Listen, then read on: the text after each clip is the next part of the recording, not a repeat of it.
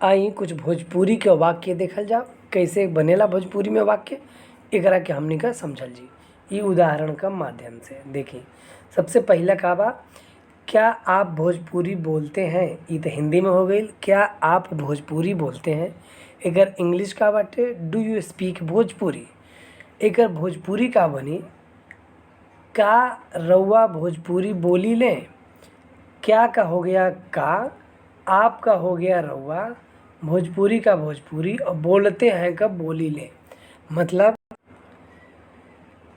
क्या आप भोजपुरी बोलते हैं, कब भोजपुरी में अगर अनुवाद करेंगे होगी तो होगी का रउआ भोजपुरी बोली लें। अब दूसरा एग्जाम्पल से समझी जा, मैं अच्छी तरह से भोजपुरी नहीं बोलता। अगर ये तो हिंदी हो गया, इसको इंग्लिश में कैसे बोलते हैं इसको देखते हैं। I don't speak Bhojpuri well, मतलब मैं अच्छी तरह से भोजपुरी नहीं बोलता।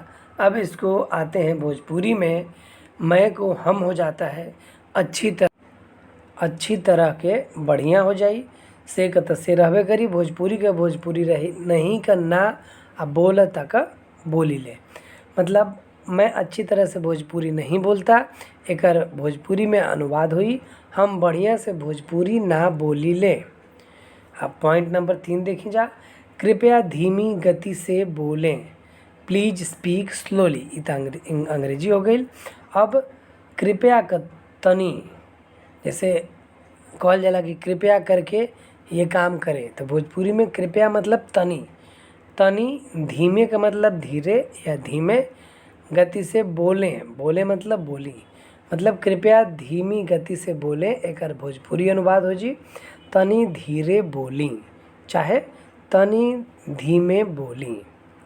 अब अगला पॉइंट देखी जा, वॉशरूम किधर है। अगर पूछे के बाकी उसे कि वॉशरूम किधर है, तो अंग्रेजी में आप पूछते हैं वेयर आर द वॉशरूम्स, मतलब वॉशरूम किधर है ऐसे पूछते हैं। भोजपुरी में वॉशरूम केनी बा, भोजपुरी में ऐसे बोलल जा रहा, किधर मतलब केनी, है मतलब बा, वॉशरूम केनी बा मतलब वॉशरूम किधर है।